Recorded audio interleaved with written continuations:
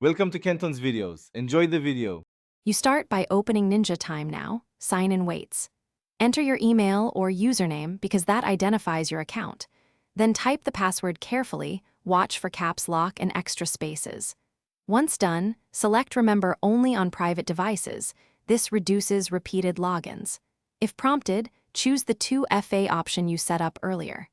Make sure cookies and JavaScript are enabled so the sign-in flow completes without error. This speeds validation and prevents broken pages. After initial credentials, you handle authentication. That's where access is won. If you receive a push, tap Approve quickly. If you get a code, type it within the time window. Next, solve any CAPTCHA or device verification. These steps prevent fraud, so they must be done. Once validated, follow on-screen prompts to grant required permissions because Ninja Time needs certain rights to function.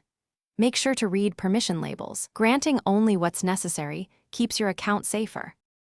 You finish by confirming you land on the dashboard or your profile. That indicates success. If the interface looks wrong, log out, clear cache, and reload. This resolves stale data issues frequently. If you still can't sign in, try another browser or device to isolate the problem. As a last resort, contact support with clear screenshots, the time, and the exact error message, because that speeds diagnosis and resolution. Their logs often reveal server-side blocks or account flags. Thanks for watching. Consider subscribing if we helped you.